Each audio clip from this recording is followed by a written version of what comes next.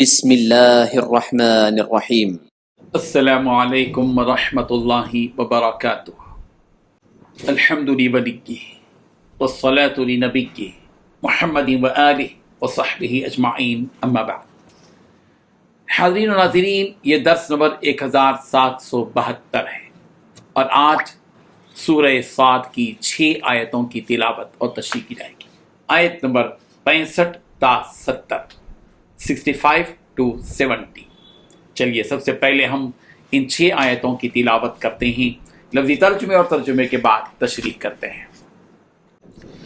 اعوذ باللہ من الشیطان الرجیم، بسم اللہ الرحمن الرحیم۔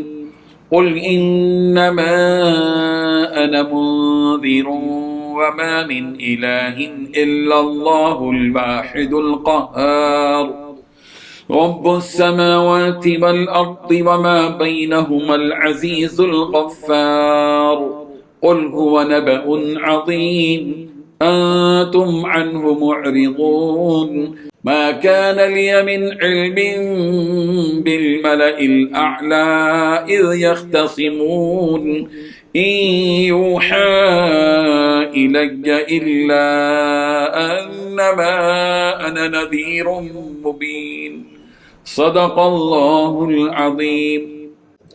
لفظی ترجمہ یوں ہے، قل آپ کہہ دیجئے، انما انا بس میں تو منذر ایک ڈرانے والا ہوں، وما اور نہیں ہے من کوئی الہ معبود الا مگر اللہ الواحد یکتا اللہ، القہار بہت قوتوں والا، رب السماوات والارض آسمانوں اور زمین کا رب، وما اور جو کچھ بینہما ان دونوں کے درمیان ہے، العزیز خوب غالب، الغفار بہت معاف کرنے والا۔ قل آپ کہہ دیجئے، ہوا وہ نبأ ایک خبر ہے، عظیم بہت بڑی، انتم تم عنہ اس سے معرضون اعراض کرنے والے ہو، ماں نہیں کانا تھا لیا مجھے من کوئی علم بالملأ الاعلی مجلس بالا کا، اذ جب یختصمون وہ تکرار کر رہے تھے، ان نہیں یوحا وحی کی جاتی، الیہ میری طرف، الا مگر،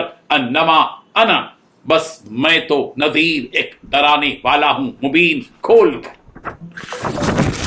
ترجمہ یوں ہے، اے پیغمبر کہہ دو کہ میں تو ایک خبردار کرنے والا ہوں، اور اللہ کے سوا کوئی عبادت کے لائق نہیں، جو ایک ہے سب پر غالب ہے، جو تمام آسمانوں اور زمین اور ان کے درمیان ہر چیز کا مالک ہے، جس کا اقتدار سب پر چھایا ہوا ہے، جو بہت بخشنے والا ہے۔ کہہ دو کہ ایک عظیم حقیقت کا اظہار ہے جس سے تم منہ موڑے ہوئے ہو، مجھے عالم بالا کی باتوں کا کچھ علم نہیں تھا جب وہ فرشتے سوال جواب کر رہے تھے، میرے پاس وحی صرف اس لیے آتی ہے کہ میں صاف صاف خبردار کرنے والا ہوں۔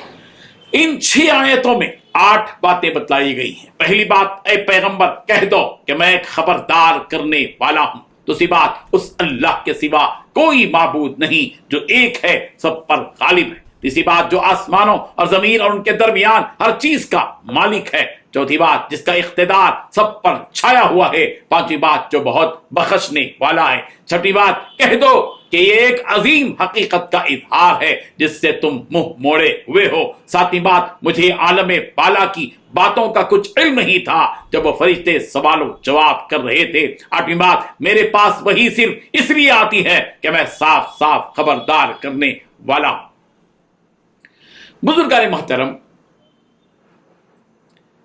اللہ تبارک و تعالی نبی رحمت صلی اللہ علیہ وسلم سے کہہ رہے ہیں کہ اے پیغمبر، اے محمد صلی اللہ علیہ وسلم، آپ ان مشرکین مکہ سے کہہ دیجئے کہ دیکھو میں تم پر بس مسلط نہیں کیا گیا ہوں، بلکہ میرا کام تو بس تمہیں اس آخرت کے عذاب سے ڈرانا ہے جو اللہ کے ساتھ شرک کرنے والوں کو ہوگا، اور میں تمہیں اس عذاب سے ڈرا رہا ہوں کہ اگر تم لوگ اسی طرح شرک میں، بت پرستی میں رہو گے اور اللہ کو چھوڑ کر غیروں کی عبادت کرو گے، تو جس عذاب کا پچھلی آیتوں میں ذکر کیا گیا ہے وہ تمہیں مل کر رہے گا۔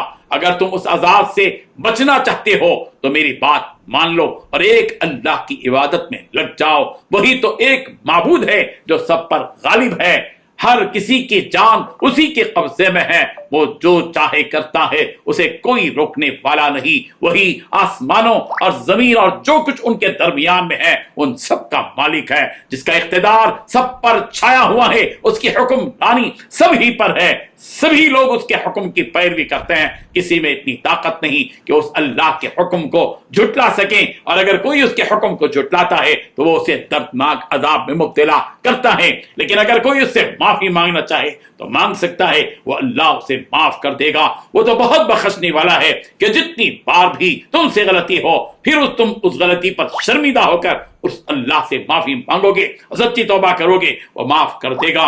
ان آیتوں میں اللہ تعالیٰ کی خاص صفتیں بیان کی گئی ہیں۔ وما من الہ الا اللہ الواحد القہار رب السماوات والارض وما بینہما العزیز الغفار۔ انہی خاص صفات کے ذریعے نبی رحمت صلی اللہ علیہ وسلم اپنے رب کو یاد کرتے تھے۔ چنانچہ حضرت عائشہ صدیقہ رضی اللہ عنہا سے مروی ہے کہ رسول اللہ صلی اللہ علیہ وسلم تہجد کے وقت کہا کرتے تھے، وما من الہ الا اللہ الواحد القہار رب السماوات والارض وما بینہما العزیز الغفار۔ یہ جو قرآن تمہارے سامنے ہے یہ ایک عظیم حقیقت کا اظہار ہے، یعنی اللہ کی عبادت کرنے اور اس کے احکامات کو ماننے پر جنت کی بشارت، اور اللہ اس کے رسول کا انکار کرنے پر دوزخ کی دھمکی، یہ سب کچھ حق ہے جو ہو کر رہے گا۔ ان باتوں کو تم لوگ مذاق میں مت لو، یہ بات تمہارے سامنے اس لیے بیان کی جا رہی ہے کہ تم اس سے سبق حاصل کرو اور آخرت کی جو زندگی ہے اس کے لیے اپنے اعمال کو درست کر لو۔ مگر تم لوگ ہو کہ اس کتاب سے اعراض کیے جا رہے ہو، منہ موڑتے چلے جا رہے ہو، اور یہ جو کچھ غیب کی خبریں ہیں وہ مجھے بھی معلوم نہ تھیں۔ اللہ تعالیٰ نے مجھ پر وحی بھیجنا شروع کیا، تب مجھے ان باتوں کا علم ہونے لگا۔ مجھے تو یہ بھی علم نہیں تھا کہ فرشتوں نے اللہ تعالیٰ سے حضرت آدم علیہ السلام سے متعلق جو جھگڑا کیا تھا کہ اے اللہ آپ ایسے انسان کو پیدا کرنا چاہتے ہیں جو زمین پہ جا کر فساد مچائے گا اور خون بہائے گا، جس پر اللہ تعالیٰ نے ان فرشتوں سے کہا کہ مجھے وہ معلوم ہے جو تمہیں نہیں معلوم۔ اسی قصے کی جانب اس آیت میں اشارہ دیا گیا ہے کہ ما كان لي من علم بالملئ الاعلى اذ يختصمون، مجھے ان بلند قدر فرشتوں کی بات کا کوئی علم ہی نہیں جب وہ تکرار کر رہے تھے۔ نبی رحمت صلی اللہ علیہ وسلم کی یہ بات بھی ہے کہ آپ نے کہا یہ سب باتیں مجھے وحی کے ذریعے ہی معلوم ہوئی ہیں، اگر وحی نہ ہوتی تو مجھے کچھ بھی معلوم نہ ہوتا، اور وحی کے ذریعے ہی مجھے یہ کام سونپا گیا ہے کہ میں ان خبروں کو تم تک پہنچاؤں اور تمہیں آخرت کے عذاب سے ڈراؤں۔ یہی میرا کام ہے جو اللہ تعالیٰ نے میرے حوالے کیا ہے۔ اللہ تبارک و تعالیٰ ان آیات کو سمجھنے کی توفیق عطا فرمائے، آمین۔ وآخر دعوانا ان الحمد للہ رب العالمین۔